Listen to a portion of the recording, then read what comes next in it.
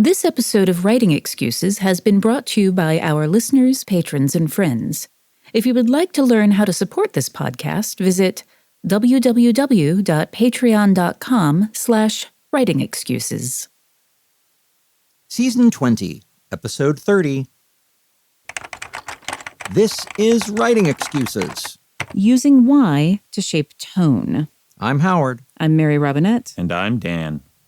Today we're going to be talking about tone. Now, I know that we did a whole episode in Season 18 on tone and mood.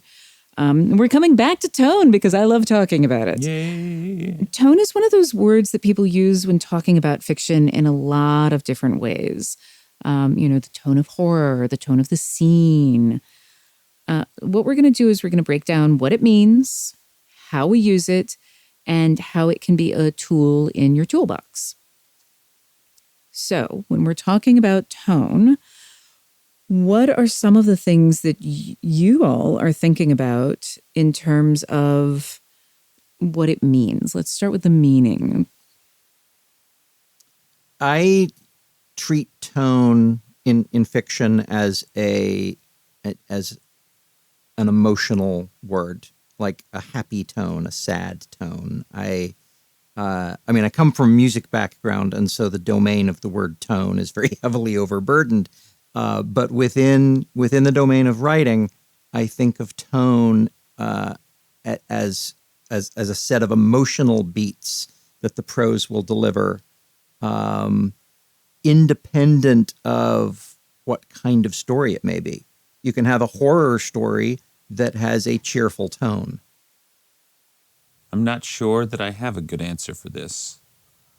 I think about tone in similar ways. Mm-hmm, same. Yeah, that tone tends to be primarily emotional for me. And I love picking tones that are not happy. Really? As is evidenced shocking. by most of my books. I am really taken by the idea of sadness. I love sadness as like a tonal texture in which to tell a story. Dealing with loss, dealing with sadness, dealing with, whether or not it is worth hoping for something. And this was all long before I developed depression. But I find that to be such a fun thing to play with. I guess I need to ask, though, what do you mean by the meaning of the tone? So for me, when I'm thinking about tone, very similar that it's the emotion that it tends to have, words associated with it, like, ooh, this has a bouncy tone, or a loving tone, or a scary tone. But I also think that you can talk about tone in a large scale thing. It's like, this is the tone of the book. When you open the book, you're like, I am in for a horror thing. That it can hint at genre. It can hint at this is the emotion that I'm going to have when I walk away from the book. But I also think that it can be within a scene. We sometimes talk about, the dark night of the soul, which is a specific tone that there's a specific mood, there's a vibe that's going on. I'm not sure that tone and vibe are that different, honestly. Mm-hmm. But it exists in the same way that in a horror book where you, instead of having the all is lost moment, you have the, aha, you're going to get away. Nope, you get sucked back in to hell. And so those are places where you're going to lay two tones against each other. But the overall tone of the whole piece, the overall vibe, the sensation, the experience that the reader is going to have, there's it's still coloring that contrasting moment. Yes. I see what you mean now. I'm thinking about my book Partials, where, I established the tone right off the bat. The very first scene, very first chapter is about a dead baby. The plague that has killed everyone is still around, and a baby is born and passes away. And it's horrible, and that's part of the point, is because I want to establish right up front that is the tone that we are dealing with in this book, which is not to say that the entire book will be dismal. In fact, most of the book is much more upbeat than that, because another thing I was specifically trying to play with in that series was the idea that the adults who remember the world that we lost are always sad and angry about it, whereas the kids who have grown up post-apocalypse, this is the only world they've ever known, they are finding joy in ways that the adults never do. And so there is that was the easiest, best way to get that juxtaposition across, was to present the horrible thing and then show the different reactions that everyone in the book has to it. And so that kind of overriding sense of this is a world where babies die is important to establish the stakes, to establish what the emotions are going to be like. But then it also makes the joy and the happiness that the main characters experience that much more meaningful, because you know what they are feeling joy in spite of.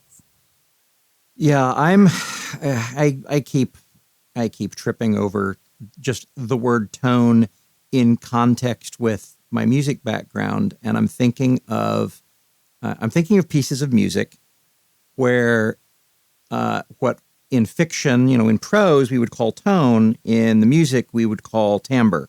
We would call maybe texture. When you have the brass all standing on a note versus when you have the strings all standing on a note, it's very, very different. And that is analogous to in our prose the word choice, the line level word choice. But Dan, when you talk about the content of, I am telling the story of, a baby dying, that is the minor key versus the major key, the tritone versus the dominant seventh.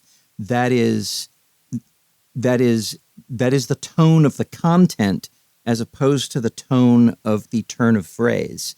And as a humorist, I'm always balancing the two of those, because if I take the tritone, if I take the very dissonant tall jazz 19th chord and play it with nothing but woodwinds and harps, it's almost silly. And it's light and it's airy, and I love taking the tone of my words, the tone of my prosaic turns of phrase, and contrasting them against the tone of the content of what I'm writing. That is a chewy delight for me that I just never tire of doing. Oh man, that's one of my favorite things to do. Absolutely. If I can get a reader to feel two contrasting emotions at the same time, I know I have succeeded at something. Yeah. So as we're talking, you've made me think about a thing that was happening when I was working on Martian Contingency. That goes back to the last episode where we were talking about authorial intent. I honestly, when I sat down to write that, what I wanted to do was I just wanted to write it cozy. I just wanted to, my characters have been having a really tough time. I just wanted them to have a nice time on Mars. I just wanted to write about, let's have a party. Let's have meals. Let's grow some plants. This is what I wanted to write. And also, the book before that in the series is Relentless Moon, which is a really intense thriller. And I knew that motion for the reader, that coming into this tone of we're growing some plants, that the complete lack of tension was not going to work. So I had to come up with a tone and a reason. I had to come up with an authorial intention for it, but I came up with a tone of tension and keeping tension on my characters all the way through. But most of the plot points, most of the things that are actually happening in the book, I am like, there are multiple parties in this book. There's multiple discussions of clothing and sexy fun times and food and gardening. And I'm masking it under this tone of tension. I have created the tension using authorial intent and all of the other tools we've been talking about. But I had to put that tone in of, oh no, things are going to go terribly, terribly wrong. And I did that on the first page when I have my character looking at the beautiful sky and thinking how lovely it is, and then thinking, but of course this was space, and in space something always goes wrong. And using that contrasting tone between those two things to create tension for the reader that I then play with through the whole book. Speaking of creating contrasts, we are going to take a pause now, and when we come back, we're going to talk more about how to actually use this concept. So I find that when I am learning a new tool, that one of the things that works for me is to deal with it on a fairly small level. And then I can scale it up to see how it works on something bigger. So when you were talking about the tone of a sentence, what are the pieces that we're using to manipulate the tone of a sentence? Assonance and dissonance, or assonance and consonance, repeated vowel sounds, repeated consonant sounds, or the absence thereof. Putting emphasis, almost like rhymes, words with similar emphatic patterns, similar accent patterns, putting rhymes in emphasized and non-emphasized places. If this sounds like poetry, I'm so sorry. That's kind of the way my brain works. But when I'm really trying to craft one sentence that matters, the whole shape, the lilt, the beat, the song of the sentence is governed by every one of those pieces. And I mean, I can't think about that for every sentence I write for an entire book, but it's when I know, gosh, like first line, I have to establish tone. I will shape that sentence very, very carefully. Yeah, a lot of it is also sentence length, word length. Am I using big, long words? Am I using short ones? How much punctuation is in there? There's all of these little tools you can use to, change whether a sentence feels very fast and punchy, whether it feels fast and simple, whether it feels long and mellifluous. Lots of word length and sentence length and punctuation are tools that I use all the time. The tintinnabulation of the bells, bells, bells. Yeah. So tasty. Yeah, and it is that like word choice, sentence structure, the imagery that I choose. Those are the things that I will look at. The difference between describing a fallen leaf as moldy or golden red. Like those are both leaves that are dead, but they convey a different tone. So some of what I'm also looking at is shared context. Yes. Yeah, so like when you say shared context, I lean into sensory details.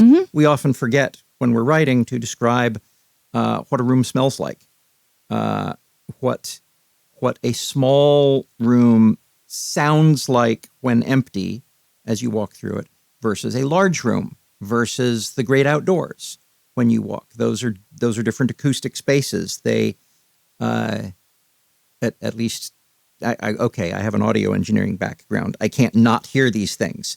But I think even to the untrained ear, you can tell if you're in a small room versus a large room, even if the lights are out.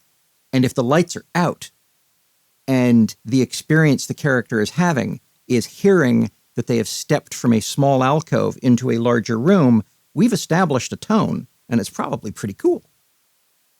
You're making me think about and wonder if our readers can tell the difference between the episodes that we record when we are all sitting in the same room, which we are doing right now, and the ones where we are on Zoom and we are separated, we're distant. And I think the answer to that question is Alex wants the answer to be no. The guy who masters our episodes and so masterfully masks the sounds of the ship or the sounds of the lawnmower outside my window. There's so much more to it than that. There is how much we step on each other. Like just now, you were still talking and I talked over you. And when we record on Zoom, we tend to not do that as much. Or two people will start talking at the same time and then stop. Like there's a lot of very weird tonal etiquette kind of things that we do that are very different. And these are the kinds of very small, nuanced things that often a reader won't notice. There won't be a conscious piece of it. So sometimes you're going into a scene and you may not have a conscious thought as you were writing it about what this tone is going to be. And this is something that I think that you can go back and layer in later.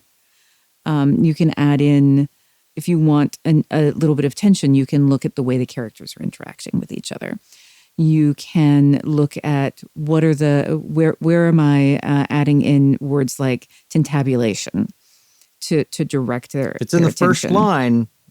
You've got my attention. You have got my attention. If you describe something, if you describe a car as cherry red, or if you describe the car as lipstick red or blood red, those might all be the same color of car to your mind's eye, but to the reader, the blood red car is in a very different book than the cherry red car. I think that, Howard, actually is a great segue for us talking about homework.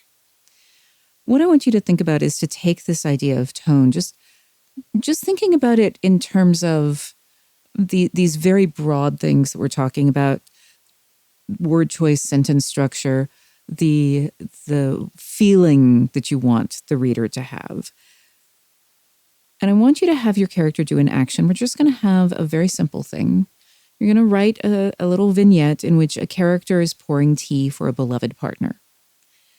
I want you to try for a joyful tone. Everything in this is just joy. The tea is joyful. Everything is joyful. Think about the word choices, the sentence structure, the way what the characters notice, the imagery that you're showing us. Now, I want you to do it again, but I want you to try for a tone of terror. It is still tea. It is still a beloved partner. One character is pouring tea for the other, and there is a sense of terror for the entire scene. You're out of excuses. Now go write. Writing Excuses has been brought to you by our listeners, patrons, and friends. For this episode, your hosts were Mary Robinette Kowal, Dan Wells, and Howard Taylor. This episode was engineered by Marshall Carr Jr., mastered by Alex Jackson, and produced by Emma Reynolds. For more information, visit writingexcuses.com.